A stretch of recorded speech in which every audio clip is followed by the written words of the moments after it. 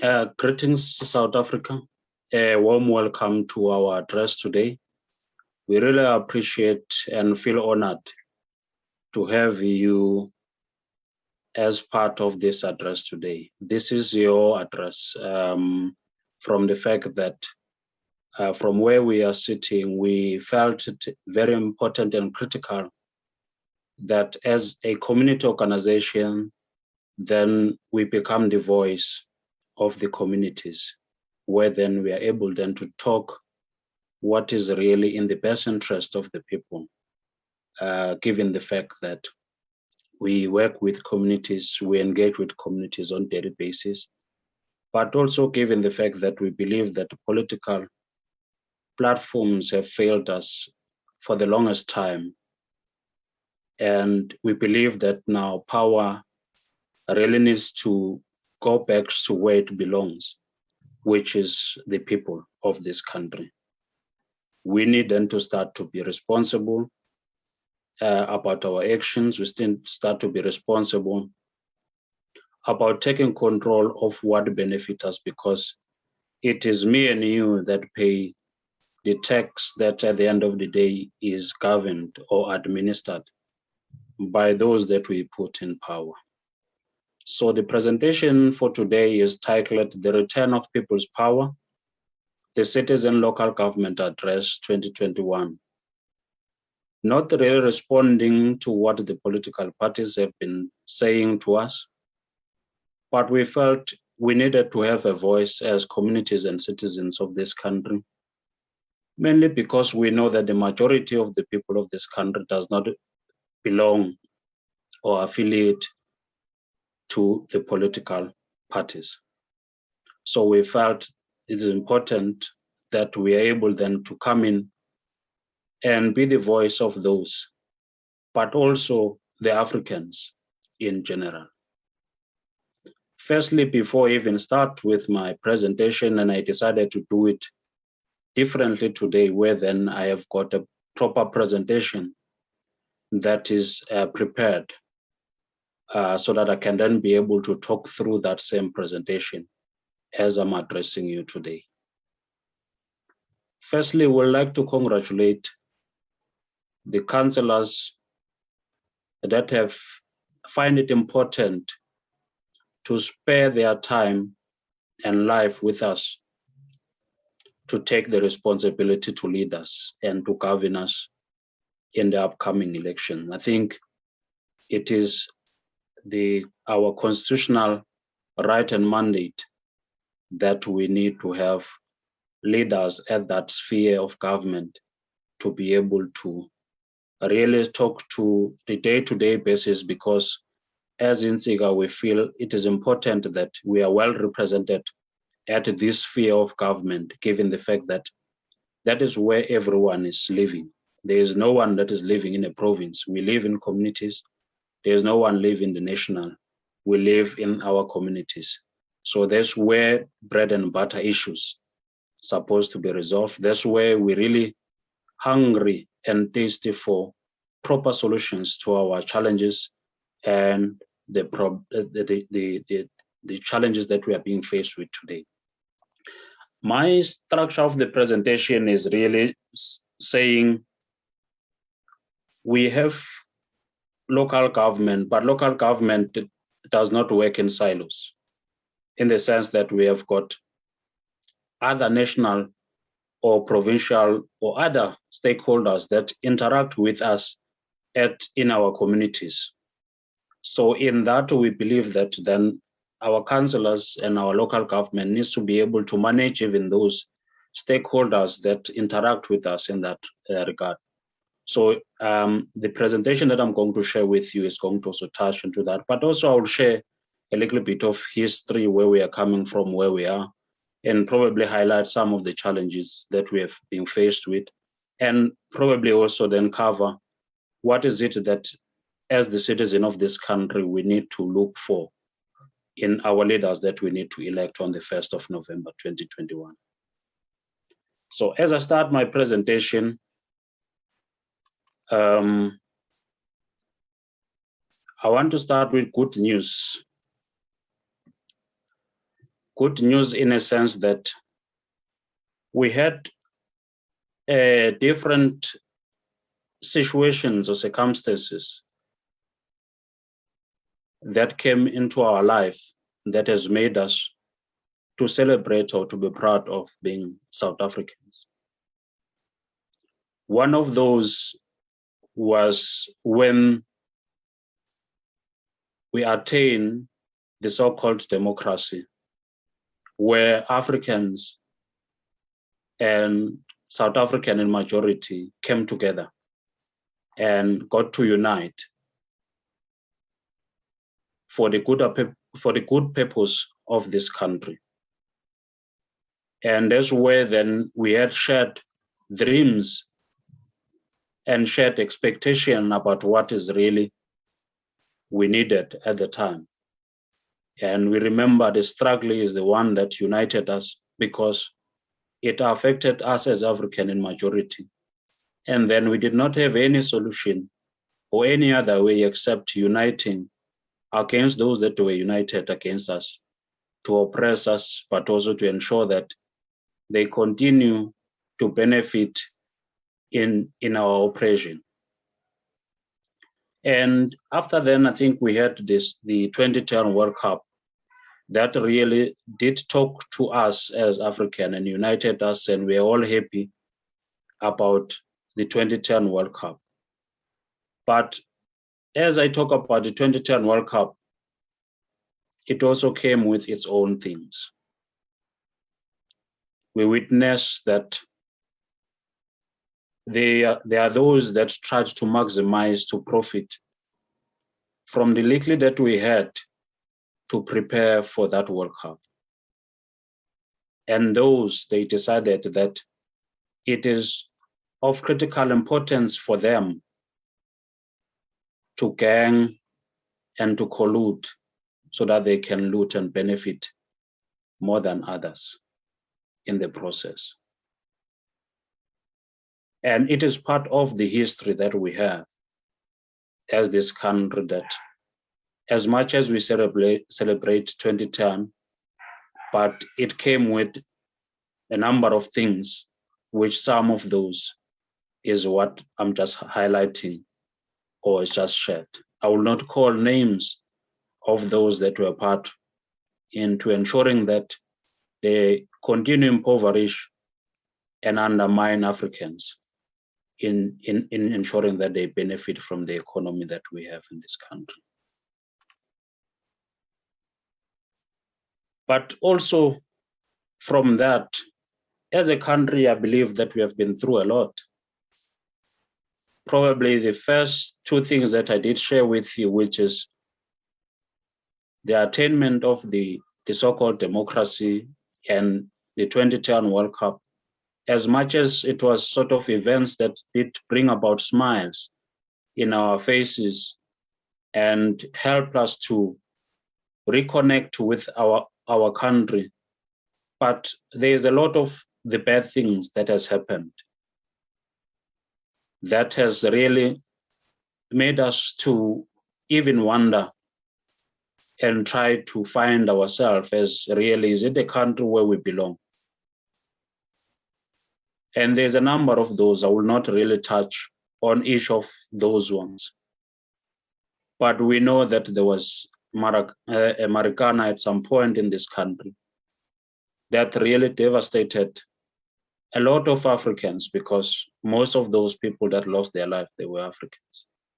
So it's part of our history.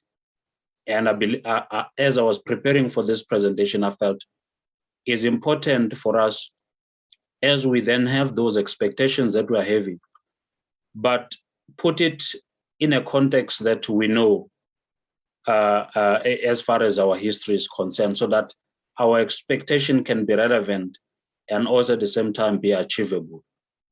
We had at some point something called Fees Must Fall.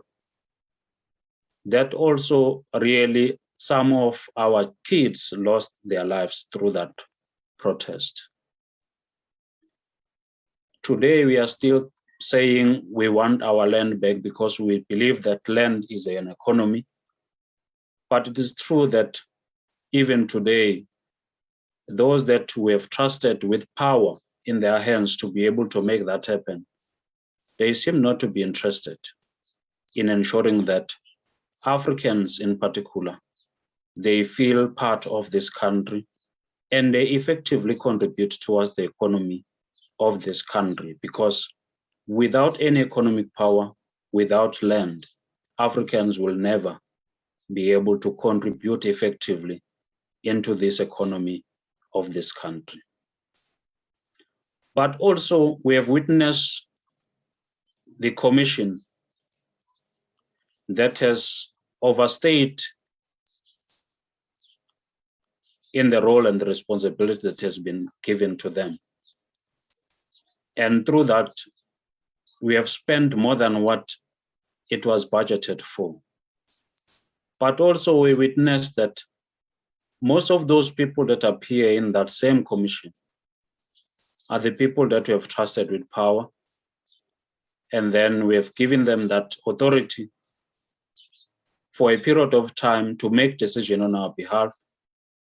And those decisions, we have hoped that they need to ensure that those decisions put the interest of this country first.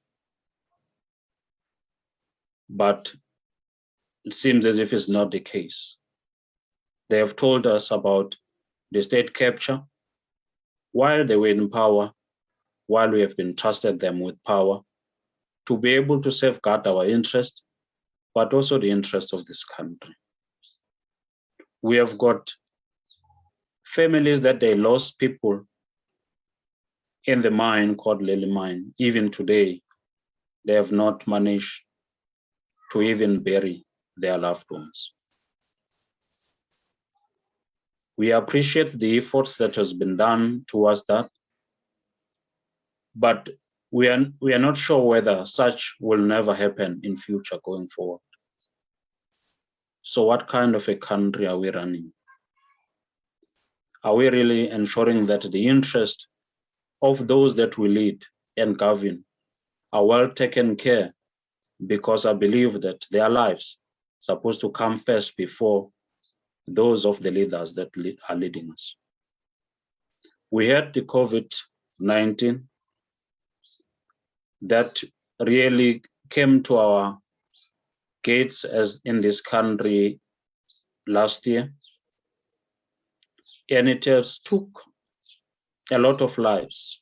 It has sort of took those that we love, and it has devastated the economy of this country. As we speak, we are still in level 1. We have not really escaped it. But also COVID-19 also had its own scandals. The PPE scandals that we have seen, that has also ensured that those that are living in rural areas and townships, they continue to live under the lives that probably they are not supposed to live under if we were to use the resources of this country properly to ensure that we empower them and we develop our communities. So it is important, as I share all of this, that we look at it as we define what kind of leaders we really need to lead us in the upcoming election. There are those that have demonstrated to us what kind of leaders they are, but also is to reflect and say, is there any better candidate? And what kind of a leader really, as South Africans, we really require for things to change, for things to be better, not for ourselves, because for us, I think it's over. Every decision that we are taking today, it is more about our children and the generation to come. So are we doing enough to ensure that our names can be written somewhere in this country as individuals that stood up and demanded change that necessitate better life for those that come after us? Is a question that we need to ask ourselves as we then look forward. So this slide really is just to then say, as we think of the leaders that must lead us, what kind of leaders we are looking for. We know that the debt of this country, we know about ESCOM shortcomings, and we know about the role that ESCOM is playing in the economy of this country, because as much as we can then say we are talking about local government today, but ESCOM also affect local government because there are municipalities that are owing ESCOM a lot of money, which affects citizens that are staying in those municipalities. So that's why, as I was starting this presentation, I said, as we talk about local government, we are talking about interconnected entity that interact with different stakeholders to ensure that it serves its own people.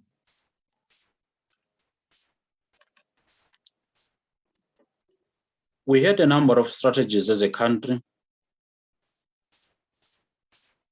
Strategies to respond to the challenges that are being faced by the majority in this country. One of those is poverty, inequality, unemployment, the triple challenges as is known.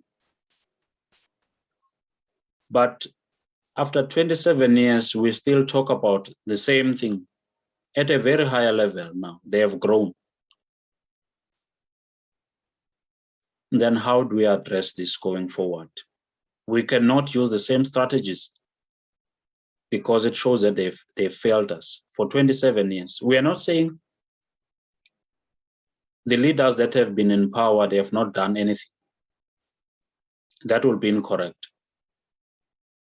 Leaders that we have elected and we have put them in power, they have done something because they've been a budget year in, year out. And that budget, in most instances, has been used out, for example, probably very little returned to treasury.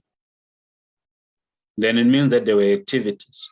The question is, those activities, were they really directed towards the development of this country or the development of those that really give instructions to those that we elect? So the question is, do we really own these strategies that get to be developed by government? And if the answer is yes, then the next question is, how do we monitor and evaluate it as citizens to ensure that what is in there really get to be done? At the end of the day, it's not about the politicians that we elect to put in power, but it's about us as a collective, as a citizen of this country, because we elect those, because we can't all lead at the same time. So we put our trust on them, but it has been proven that that is not the case, because we have been caught sleeping for the longest time, where then politicians, they come to collect votes that will then make the system to be seen to be legit, and then they go and take instructions elsewhere. And then we find ourselves having the challenges that we are being faced with today. As I talk about the strategies that we have been developing, that we have been using, but they have not been giving us good results to ensure that really we are able to bury the challenges that we are being faced with as South Africans. We inherited an apartheid system which we did not win the struggle against apartheid as Africans. It was a negotiated settlement, and we know that in negotiations, it depends on what we are putting on the table to be able then to get a better portion in that negotiation. So we did not put enough because we did not have enough.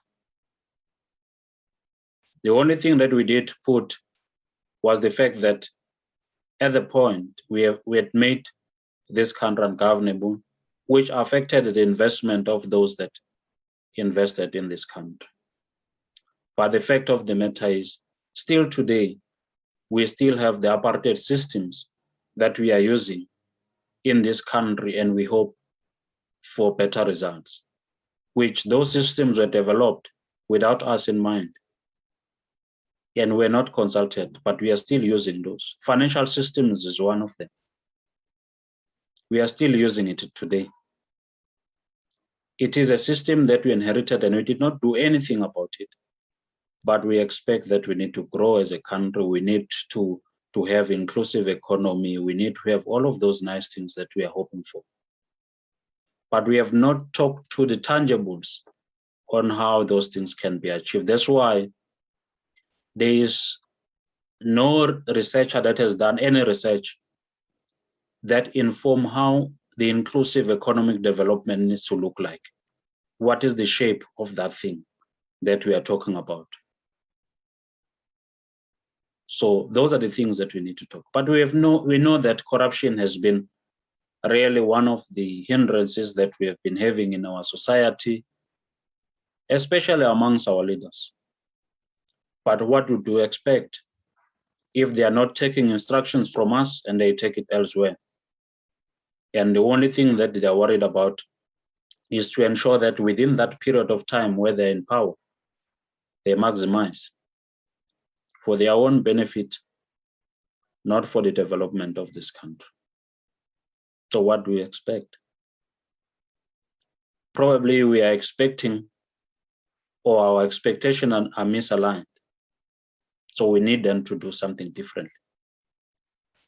We know that in this country, we are suffering from what we call poor leadership, which then risk this country's sovereignty.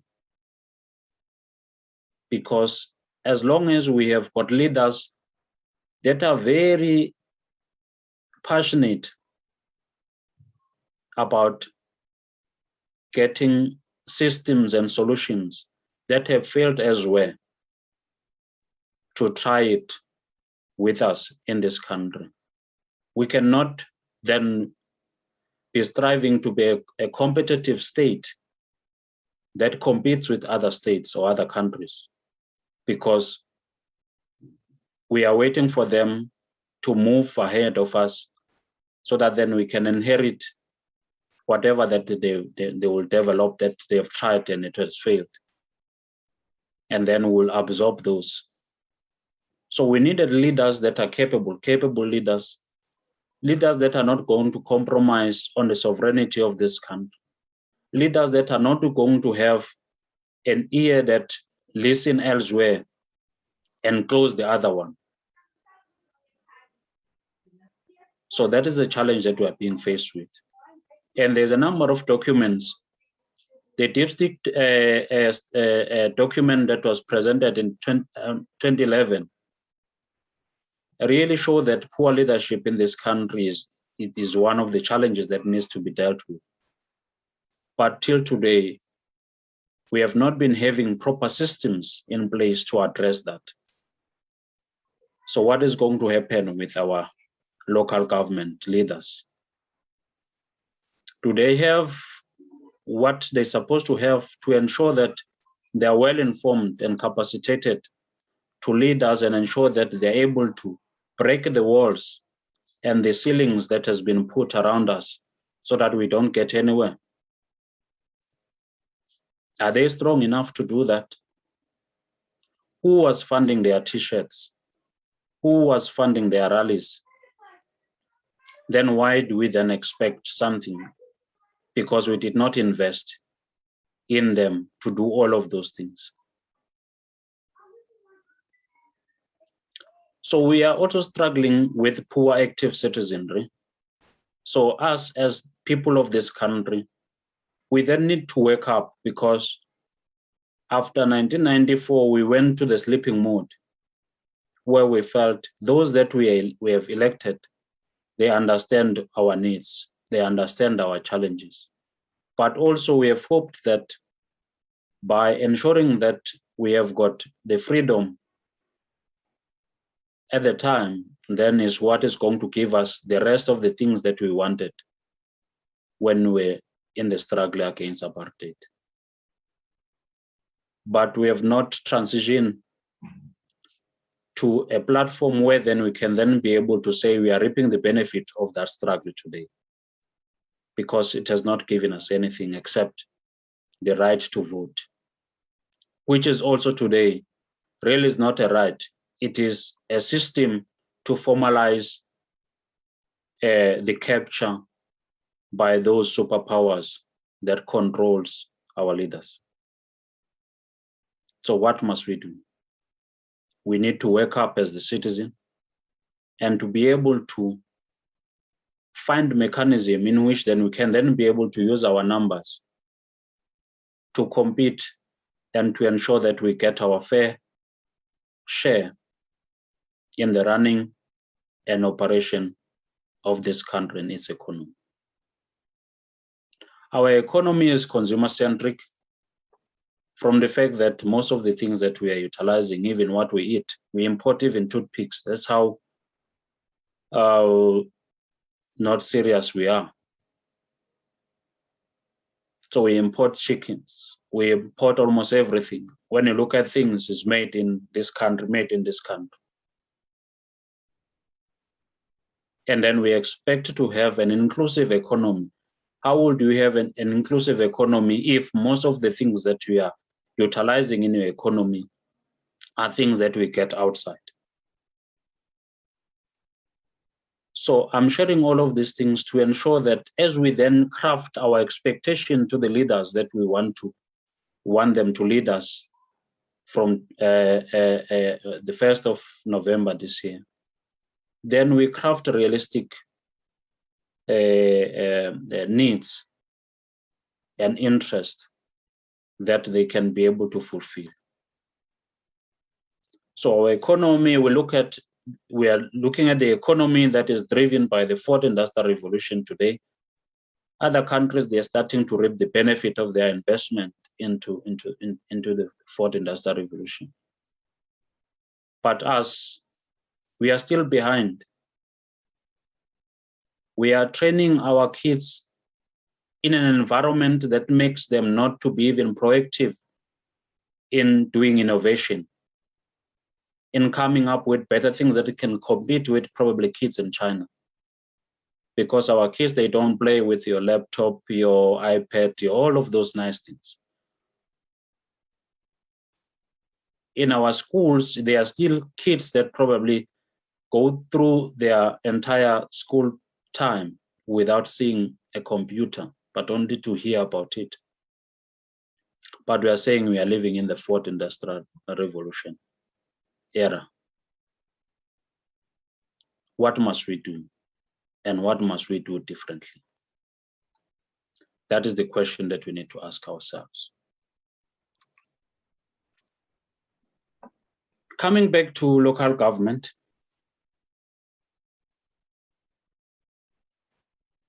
in 2017, 2018, the regular expenditure was 71 billion. Then you ask yourself the things that you can be able to do with such an amount. Where is the problem? What are the challenges? Why are we not winning with local government? Are we having skilled individuals at the local government level that can really be able to manage and ensure that most of the assets that get allocated there, they serve the people of this country? 2018, 2019, it was 32 billion. Then you ask yourself if you sort of add this amount to the 2017, 2018, so you've got 100 billion now, plus. 2019, 2020, we've got 26 billion. How much is it? Have we managed as the ordinary people to get to a point where we know exactly what are the challenges that are being faced by local government? And then from there, come up with ways in which then we can then be able to be in a position to ensure that our assets that we trust our leaders at that level to manage and to run, then they really benefit the citizens of this country, because that is where almost everything is happening. So are we doing it? Are we doing enough to ensure that the money that me and you is paying towards the development of this country really goes to the development of this country? Do we have systems in place to ensure that we are able to engage as citizens and follow up and make sure that things that our leaders, they promise us, then they really deliver on those? Or we also believe that the same government that do promises is also the one that is going to monitor and then evaluate itself and then come back and say the negative result, while they know that we need to vote for them in the upcoming elections? Can they be able to come and face us and tell us, like how they did with this country, where they said this country is captured? Do you think they will come and say that municipality is captured, so these leaders that belongs to this political party are captured, so they are not serving your interest? Do we strongly believe that the monitoring systems that we have in place will really ensure that we are able to get the best out of the leaders that we have at that level? Remember that those leaders, they need to interface with a number of stakeholders: provincial government, national government, and other stakeholders inside the country and outside the country, to ensure that they channel whatever that comes through towards the interest of the community at the end of the day. So we have been having less when it comes to local government in terms of the performance in there. But I'm also not sure whether we have gotten to a point where we are comfortable and we feel we have what it takes to ensure that each and every cent that me and you contribute really is used effectively. The commission that I was talking about, it has highlighted a lot of wrong things that has just happened. Recently, we have heard about the public protector that has just announced that certain leaders, they have benefited from the money that was given to a particular municipality to empower the people. So even those that are not within the local government sphere, but they still interfere in one way or the other to ensure that they have got a slice in that budget. So how do we then ensure that we have got leaders that really they will have our interests at heart, that will ensure that our interests come first than that of the party or than that of the people that sponsor them? Is there anything that we can do now to change the situation? Is a good question to ask ourselves. I felt it's important probably to just cover the understanding of who is who in what we are talking about today. We are talking about government, but at the local sphere, which interact with the other government spheres in servicing us. So I wanted to share who is who in what we are talking about today. So the citizen of this country, which is me and you, we are the shareholder to this government that we are having in this country. We are a shareholder in a sense that now and then we are required to have our own AGM, or we call elections, as we are going to be having it, to elect those that are going to be looking after our interest as the citizens of this country.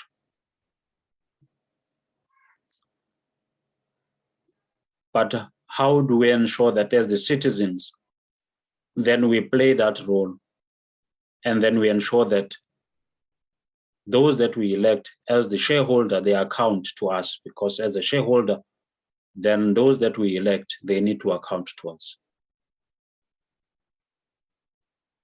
Do we have platforms and systems to enable that? Is a good question to ask. We have got Parliament, which is the board, that probably is also not elected by us. We elect a particular political party, and the political party elect, and according to the constitution or the IEC rules and all that, then they elect those that needs to go to Parliament according to the numbers that you got when people are voting for you for government. Then you get to have the equal share in Parliament to represent those political parties. So we don't have a say. Our say ends when we elect the political party that must govern us. And then that is in there for 5 years and nothing is happening.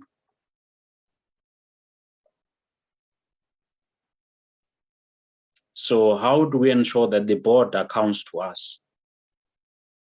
Because we are shareholders. How do we make sure that the board accounts to us and they listen and ensure that they have got interest of us at heart?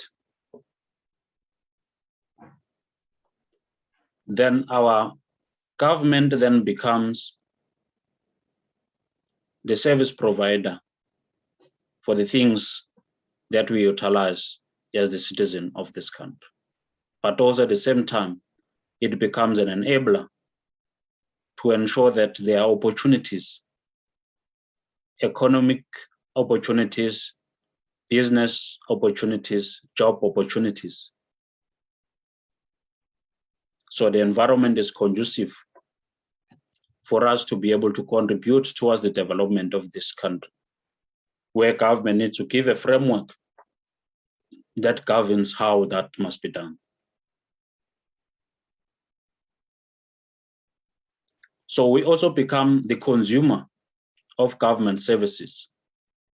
We look at health, we look at electricity in some municipalities where we get it through our municipalities. We look at water and other things. So we are consumers of the services that government is providing. And then we have what I call investors, which in the main, it's supposed to be us that's supposed to invest in our own economy. But the challenge is we have got selected few that are capable or that have got resources to be able to do that. So is how do we then have enough capability amongst ourselves that can then be able to invest into this economy and ensure that it grows? We cannot then demand to be included into an economy that is heavily invested by external forces. Because if that is the case, they will forever be controlling how we do, because as we start to push our own agenda, they will say they will want to withdraw their support. And then we'll go back to them crying. But as I talk about that, I want to assure the citizen of this country that the risk of ensuring that we maximize in ensuring that our local individuals, they are capable to invest into this economy is much higher than it was probably 27 years back. And as we still stay like this and not doing anything about it, is becoming very costly. because the majority of those that can really afford is diminishing from our side, is reducing on daily basis. COVID-19 has made it worse. So I've also try to put this slide so that I can then be able to talk to what is South Africa wants from us as South Africans. We have got a country. What is it that this country wants from us? Because I think our thinking needs to start there before we look at our interests as individuals, because probably if we not conceptualize ourselves properly, we might not even be able to find ourselves doing the right things that will benefit us. Because if we are not taking care of this country that God has trusted us with, probably others that they feel that this country can be better if they are the ones in control, they will try by all means to take it from us. So have we managed to establish the value that we have by calling ourselves the citizens of this country? So that is important for us to establish that. So the first thing is to be this country wants, what it wants from us is to be looked after and protected, environmentally friendly, and manage abuse. So abuse in a sense that we don't want those people that are going to then, we need to manage our resources in such a way that they are able to save a number of generations to come. Are we at that point where then we know how much of minerals do we have, the land and everything that really makes us South Africa, what we can then be able to offer the world? Have we managed to find our value proposition as a country, so that then we move from that premise to protect that and to make sure that we maximize and put plans to ensure that we capitalize on that value proposition? That is important. To be developed to gain global competitiveness. So that talks to that exactly, to then say, what is our value proposition as South Africa? Have we managed to craft that and to come up with that, so that then as we then interact with the world, at least we understand exactly what is it that we offer to the world?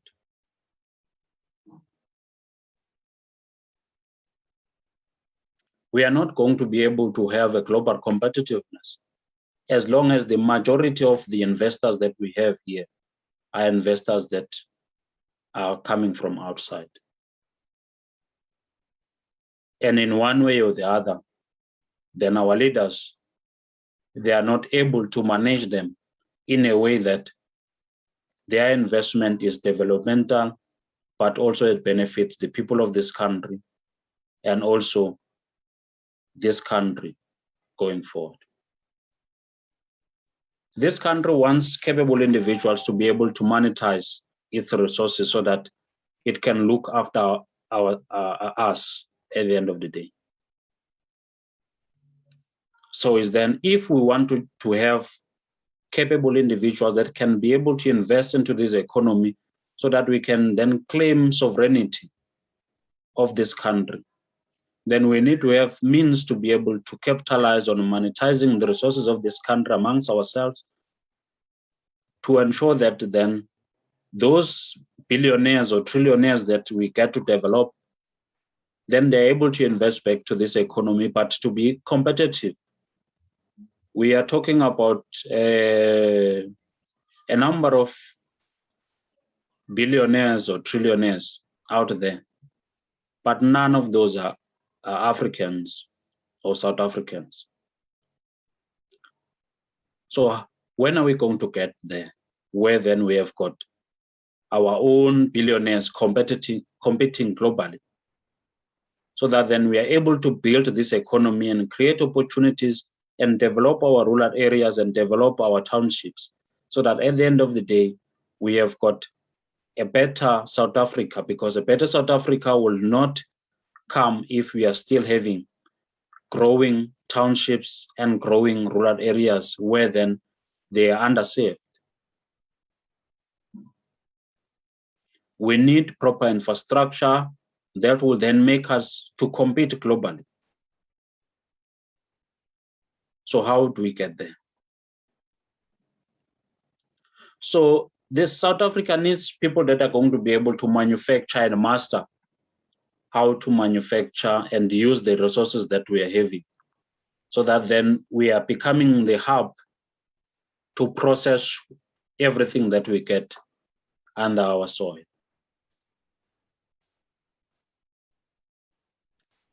Are we able to do that as South Africans? Probably not. We ship everything outside and develop capability elsewhere with our own resources. And then we expect our economy to grow. We expect our economy to be inclusive, and we expect ourselves to be competitive globally. It can't happen. So we need then to be realistic to then say, how do we then come in and play that role and really fulfill the expectation of this country that this country is having to us? We need to do something different. And in doing that, then we need good ethical governance. So governance in a sense that we need then people that are going to be able to map the way forward and then ensure that they are able to deliver an account for each and every action that they do with our money. At the present moment, we have seen how much we are owing. We have seen the levels of corruption in this country. We even stole money that was coming to assist us with COVID-19. How much more the other money that is just to service the people? People are dying in hospitals there and there, but our leaders, they are busy stealing the money that's supposed to be helping those people. That's how worse our leaders are. Not considerate. They don't care about us. They care about their pockets. People are dying this side. They are busy stealing, doing corruption. And what they do after that, they come and say, we'll have people that are going to be investigating. Even today, they are still investigating. No one has accounted and ensure that we are able to get most of the money, the PPE money that we have lost. So we need effective and efficient systems. So this country expects us to have efficient and effective systems, policies and programs and laws that will then ensure that we are able to achieve what we put on the table. So those systems, they need them to ensure that we are competitive globally, because we need them to have proper systems that will govern how we then move forward. How do we monetize what we have as South Africans? For example, in the medical space, there's a lot that we can do.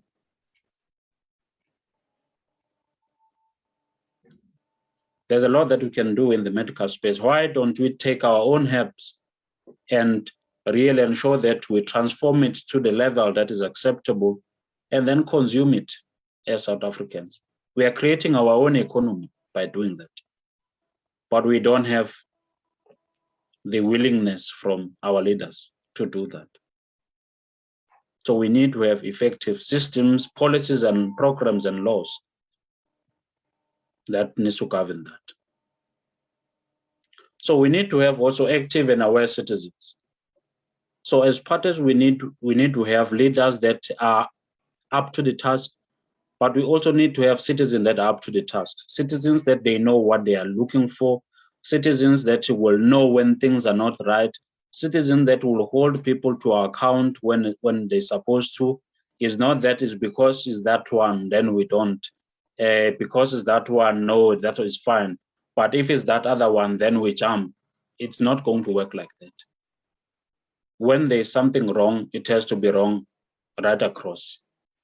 And then we need to stand up and unite against the right things that we're supposed to be doing, but also stand against the wrong things that are happening in our society so that we build better communities going forward. So that is important. So as I'm about then to get into the core of my presentation today that talks to local government, I have derived about 7 things if we were to look at the slide that I've covered.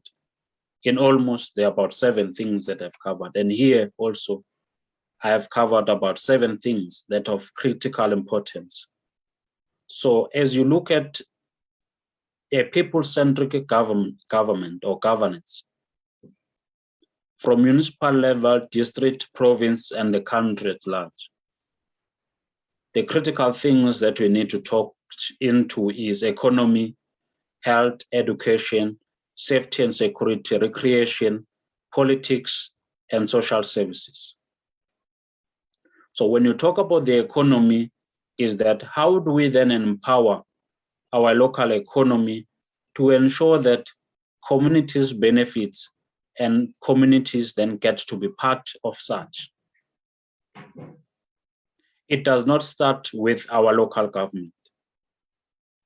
It starts at a high level because you will have an effective ESCOM that will then be able to ensure that there is enough water because you are able to run your engine to water your gardens, to water your agricultural project and so forth. So when you talk about the economy, as much as we might want to zone it to the local sphere, but there are a lot of impacts that comes from in the other spheres of government that talks to the economy, including the policies. So is then our councillors and our leaders at our sphere, are they equal to the tasks to ensure that they understand the impact of the external forces into our local economy at a community level within the municipality? Can they then be able to go out there and represent us and ensure that we really get better portion of investment towards our community development initiatives? That's the question that we need to ask ourselves. So our leaders, as we're about to elect them, they need them to tell us or to come up with programs, or even our programs ourselves, that talks to what is it that we want as far as the economy is concerned. It's going to be different from one community or one municipality to the other, because the economic initiatives that drives the economy in for example, Tswane, it will be different from what drives the economy in, for example, eThekwini. So that needs to be crafted, taking into consideration the local variables, what is available in that local municipality. That might include mines, it might include agriculture, it might include tourism, it might include even the sea. So those are going to be different from one municipality to the other, but it needs to be crafted properly. And then us as communities, then we need them to take it and then examine if those things are realistic. Because we cannot allow that they come and present to us and say, this is going to be the economic initiatives that they are going to initiate for us. And then we allow them to evaluate themselves also at the same time. It can't be. We then need to come up with a way in which how are we going to then ensure that what they say they're going to do, they're going to do it. We talk about the issues of health. We need healthy society. What is it that they're going to do to ensure that our communities, the issues of health is prioritized? You look at waste in the township, it affects our health. You look at the fact that we don't have recreational areas in our society, then it's also have an impact in our health. So those are the kind of things that we need then to listen to and examine from our leaders that we are going to elect, to say, what is it that they are saying about health of our community? How are they going to take care of the old age individuals that they can't take care of themselves? How do we ensure that probably the birth rate or the death rate of those young ones is minimized to zero? I understand that probably someone is going to say, but health issues are not local government issues. They are supported, they are done by national government. But then our local individual needs to be aware of those, so that then he can then be able to engage, because that individual, a councillor, is the first citizen of that particular ward. So we need to be aware of what is happening within the ward and to be able to carry our interest to each and every stakeholder that engage with us and represent us. In the space of education, how do we ensure that we are able to educate ourselves so that those people that are getting opportunities within the municipality are our local people? We ensure that we have got learned communities so that then they come up with solutions to our problems. But it's not only about formal education, it's also about informal education. How do we ensure that we groom moral grounded individuals that are able then to ensure that our interests and everything else are well taken care of? So that is important. It must be done. We need to ensure that our kids, they are well trained, well groomed, and they are able to understand what is right and what is wrong, so that we go back to that space where then I can be able to trust my daughter when he's with your son, and so forth and all that. So the issues of safety is also important in our communities. So we need to make sure that as I'm living in a particular community, I'm safe. There's no one that is going to break in my house, steal things, and so forth and all that. But we know, because of the issues of the economy, then we find ourselves having a lot to worry about as far as safety and security. Some of our communities are suffering from illegal immigrants, for example, that they come into our spaces, they compete with us in the minimal resources that we have, and then we find that we don't have enough as a society. So whose problem is that? Must we live and say national government is going to deal with it, or we need to then to make an initiative to ensure that we're able to resolve and to deal with that? It's important. Something must be done. So recreation, obviously, it talks to the issues around the health, but it also talks about issues around the skills that we have in our society. We have got athletes, we have got people that are swimming, we have got people that are doing karate, we have got people, all of those different things, because at the end of the day, we use some of those skills to ensure that this country has got relations out there.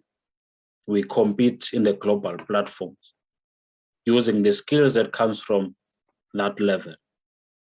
So how do we ensure that then we prioritize and we do something about skills at that local level? We nurture skills that comes out there. Boxing, for example, cricket, for that example. How do we transform the current setup? How do we become the best when it comes to soccer, for example? It starts there. So the issues of politics becomes very important, because we need to have a society that is politically aware about the political dynamics, so that as then things happen, we don't find ourselves shaken or not having the proper grounds. We need to be very strong when it comes to the issues of politics. We can't wait up until we are told that the country is captured. We need to be active, understand the demographics, understand local politics, regional politics, or even continental politics, and even global politics, how it affects us. When I say the political platform is captured, we need to engage and say how. Why are you saying the political platform is captured? We need to have people that are aware. We need to understand politics, because politicians, they are playing politics with our resources. So we need to have citizens and communities that are politically aware and politically inclined, because our constitution in this country positions politics at another level. We vote for politicians to govern us. So if we say we leave it to selected few, and those that they don't want to go to schools, and they will be left there in the township and to become councillors while we are busy struggling, studying, and then we leave it to those, and we expect them to govern us and to give us solutions at our level, it's not going to happen. We need to start to see PhD candidates being councillors, being mayors, because we believe that those high educated individuals, they're the ones that are supposed to come up with solutions to our problems. So why are they hiding when we talk about politics? Because politics is what governs our daily lives. So they need to come on board and do something about it. So we need citizen and community data where we cannot run away from politics. Otherwise, we are going to find ourselves having the challenges that we are being faced with today. Because we say politics is for selected few. It's true, politics has been made as this something that if you are party of, then your life is in danger. Okay, well and good. But if you say you run away, is it going to change your situation? It's not. So we need them to wake up to that call that says we need them to be active into politics. That's why we need to go out, all of us, vote for the candidates that we believe is going to be able to save us, the candidate that we believe that he is or she is clear on what is our needs and what is our challenges. It's politics that gives us that opportunity in our constitution. So we cannot then say we're not party to politics, but we are expected to vote. It is our democratic right. I will be happy if in these coming local elections, probably more than 60% of the citizens of this country do put their votes to the candidate that they believe will really serve them well. Then when you talk about social services, I think those are the issues of bread and butter. We talk about issues of electricity, water, and all those necessities for people to really ensure that they are able to live their lives as far as the constitution that are provided in our constitution. So we need to make sure that those leaders, they have got strategies and ways in which then how are they going to ensure that we are able to have those things, but also to sustain it and to ensure that it's effective. We are talking about the issues of electricity. There is ESCOM, but how do we ensure that our leaders, they're able to manage their money properly so that they are able to pay ESCOM, for example? How do we ensure that we have got water? How do we ensure that we have got housing for those that are in need? So we need to have somebody that is going to have programs in each of these 7 spheres that I have unpacked and present to us as to what is it that is going to do in each of these 7 spheres. for us.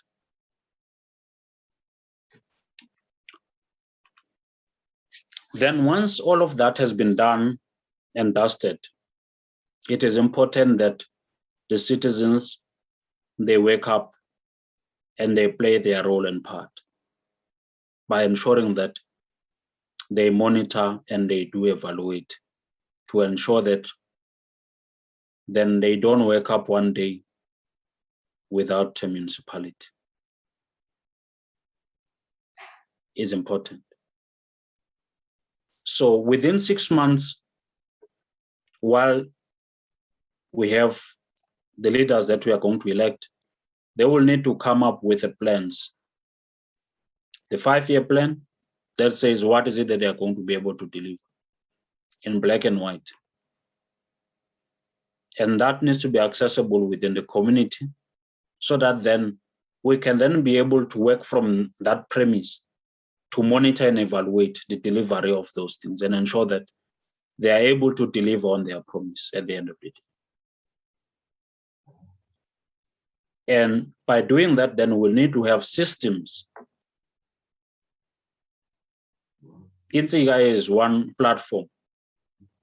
We have partnered with a number of individuals within the society at large, where then we are going to be able to ensure that we engage local government where we exist, where we have partnered with the community,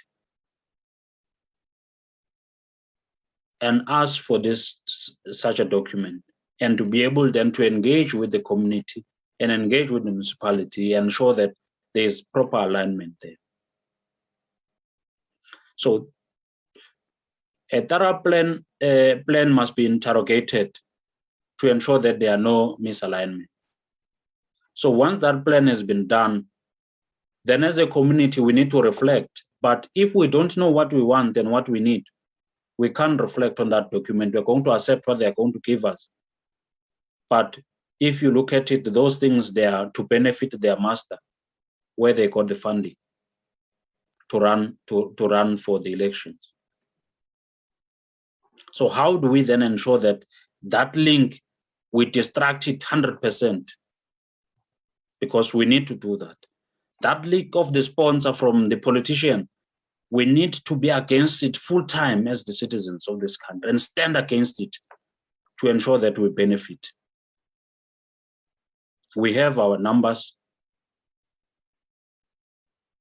So we need to ensure that we disrupt that link that exists there, so that these politicians, they can be distracted and focus into our need. So that's why we need to interrogate those plans so that they don't go and take plans from their masters and they come present it to us. And then we say, okay, it's fine. We need to interrogate those plans and ensure that, is it our plans or they took it in another municipality in the Netherlands and they brought it here? Another premier signed on an IT strategy that was done in another country, then decided to sign on it. Plagiarism. That's how our leaders are. And we cannot continue like that. Things must change. Lesson must be learned. So it means that we need then to wake up as citizens, come together, and then rally behind our interest and ensure that the documents that they come up with, they really reflect our interest. And each and every cent that are going to be spent in those projects, prioritize local people. Because through that, that's where we create job opportunities. And we also develop skills locally, so that then we can be able to start to do things by ourselves. It's important. Annual plans that needs to be developed by the administrators within the municipality needs to be also interrogated, and they need to be available, because as we have the 5-year plan, then you need to have an annual plan that is going to then talk about different chunks of the bigger plan that we are having. And we need to interrogate those ones also. So there's a lot of work. It's not all of us that can be able to do that. So we need to elect and have people, capable individuals that are going to be able to interrogate those plans and then to be able to come to talk to us because they understand it. When it's issues of law, we go and look for lawyers to be able to interpret law for us. So if these are kind of plans that are presented to us, we keep quiet, we don't do anything, we say, no, they know. It doesn't work like that. We need to come together, unite, and ensure that the individuals that we have elected, they really deliver on our expectation. So community must have access to those plan and evaluation reports. So as we evaluate each and every aspect that they have done, and clean audit for the municipality, it's a must achieve. Once there is no clean audit for the municipality, we need to scrap that municipality. Those leaders, they must go. We need new leaders to run that municipality. Because our councillors, they are going to be the board of that particular municipality. So if that board can ensure that we are able to have clean audit, then they must go and put other people that are going to be serious about ensuring that we really look after the resources, the limited resources in that matter for the people of this country. So it's important. Consequence management must be implemented. So that is part of consequence management. If we did not deliver clean audit, goodbye, thank you. We need clean audit is one of the contracts that you must make sure that you deliver on. We need to make sure that we prioritize our projects in our society. If water, electricity is one of those critical projects that must be delivered, let's have a project plan on how this is going to be achieved. Let's have the economic impact that is going to be made by that project. Let's see how is it going to then ensure that it improve lives in our society or in that community. So we need to make sure. Community feedback must be independently managed. So this is what I was talking about, to say we cannot then have politicians coming together, drafting what they would want us to have, and then from there, also they are the ones that are evaluating themselves. It cannot be correct. Yet it can't. There is conflict of interest there already. So we need then to have a way in which then how do we then ensure that independently there is somebody that is going to then say, in this municipality is year one, but there is instability. And given that in this coming election, there's a lot of independent candidates, we are bound to see a lot of those kind of tension within the council. And you may find that most of independent candidates, they are going to be undermined. There are things that are going to be the last to be considered in that council. So how are we going to then stand with them, support them, and ensure that in that municipality we are not taken for granted? That independent candidate, he can't do everything by himself. He needs us to support him or her. So are we ready to ensure that power comes back to where it belongs? Because if we say power comes back to where it belongs, it means that we need then to sort of make sure that we are ready ourselves to do that. Because if we are not, then we are still going to be crying. There's nothing that is going to change. Something different must be done, and it must be done urgently. 27 years is too much. There are countries and there are other leaders in Africa that have managed to change their countries within a short period of time. Why is it taking us more than 27 years to make a dent into what we call poverty in this country, while this country is very rich into minerals and they've got a good soil. We have got seas around us. Why is it like that? Something must be done, and it must be done now. So the take home from my presentation today is simple. I've talked about 7 things. If you were to take something out of this address today, is that I've identified 7 challenges where I was talking about the issues of the strategies that we have implemented that have not given us any result, the issues of corruption, the issues of poor leadership, and all those kind of things. So I've identified 7 of them. And I've identified 7 things that this country wants from us. One of it is that to have capable leaders that will be able to help us monetize the resources of this country to ensure that each and every South African benefit from that. So how do we ensure that we have got great leaders that can go out there and stand tall and make sure that the name of this country is known? Is not that when other people, they look at our president sitting out there, they call him a puppet. It can't be. If we want things to change, it must change now. Not for us, but for those that are coming after us. And I have identified 7 community needs where I talk about politics, I talk about economy, I talk about health, I talk about education, I talk about social, and the rest. So those are the things that we must take from this presentation. As you evaluate your leaders, evaluate them based on those things and say, what is it that we are going to deliver as far as education in our locality? We have got a lot of kids that are not going to school or that they are not taking school serious.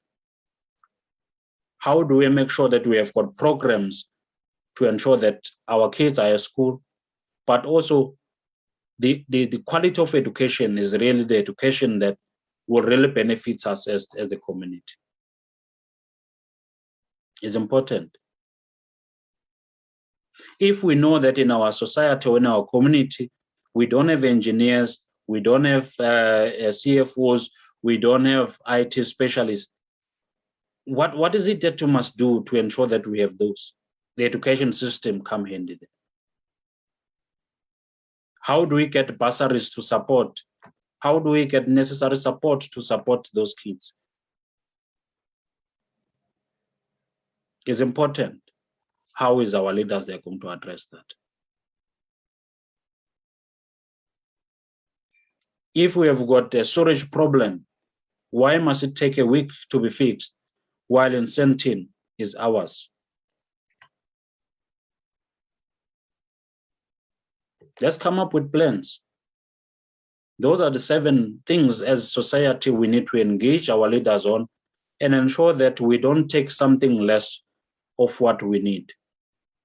We know our community better. We're supposed to know our community better. It is not about individual interest at that level. It is about the community. As individuals, we are going to have our individual needs. To say at home, I need employment, I need this and that.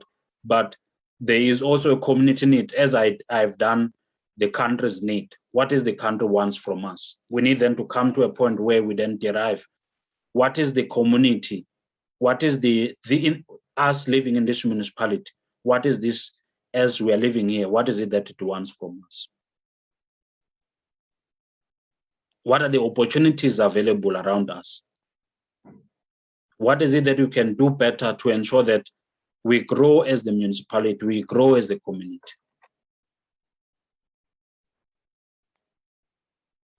We cannot find ourselves investing a lot of money on things that has nothing to do with really developing this economy. Things like security, for example.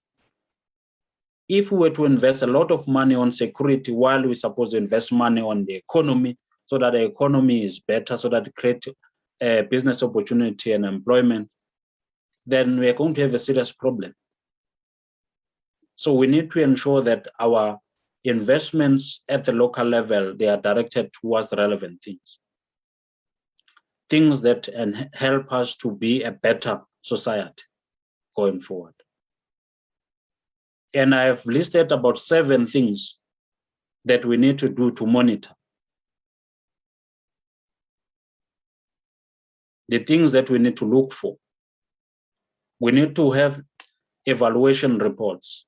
We need to have proper plans, a 5-year plan, annual plans, and then we need to examine those and ensure that these people, they don't joke or they play with us or take advantage of us, because it's possible they can do.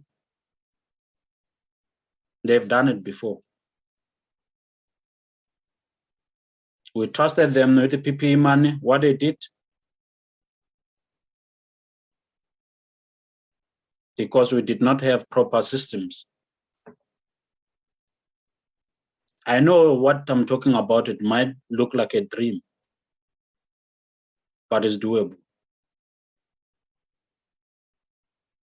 Only if we value ourselves and we value our contribution, our tax money that we pay.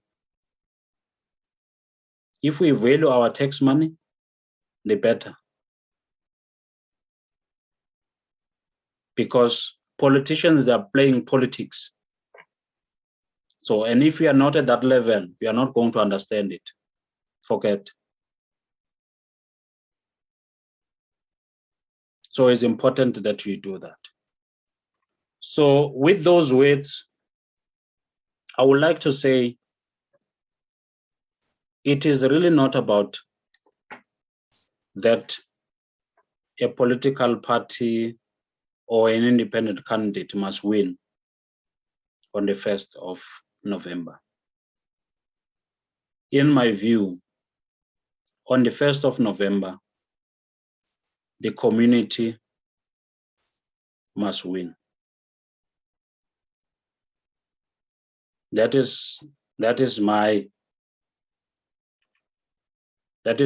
plea to the people of this country, that the people of this country on the 1st of November, it must be them that they win, not political parties and not independent candidates. And if we have got people-centric governance, that is possible. But we are not going to be able to achieve that as long as us as individuals, we are not united behind our own interest. We need to capitalize on our capability. We cannot all of us be everything. That is true. So if I come with my IT skills, you come with your social work skill, you come with your healthcare skills, you come with education skills, it becomes something else. So that combined capability can give us something better in our society. So it's time that we need then to start to value ourselves and value the capability that we have if we are united. Insika is going to be out there ensuring that we drive the program of unity in our society. We ensure that we drive within the different political lines that borders that are created in our society, and we ensure that we come out of those different boxes that have been created for us, and we work together to ensure that our communities, they become better communities. So we call upon each and every South African, especially African, to partner with us in this our agenda where we say we need to capitalize on our collective capability, where each and every individual has got a value and a role to play. So let's partner. Let's do what we are going to be proud of if we are no more here. This country needs us. We need just to show that hunger that we deserve to be South Africans. I don't believe that we have done that. What is important is that let's show that hunger that we belong here. Let's show that hunger that we don't have an alternative. Let's show that hunger that we can be able to make it. So let's bring back those memories that united us. The FIFA World Cup, for example, 2010. Let's bring it back. Let's find something that will then be able to make us, or an event or something that is going to ensure that we're able to really live that spirit, revive that spirit amongst ourselves. So that as we move forward, then at least we are sort of empowered. So I thank you, South Africa, for your time. And I hope that this you are going to use and is going to make an impact in your community. Thank you, South Africa.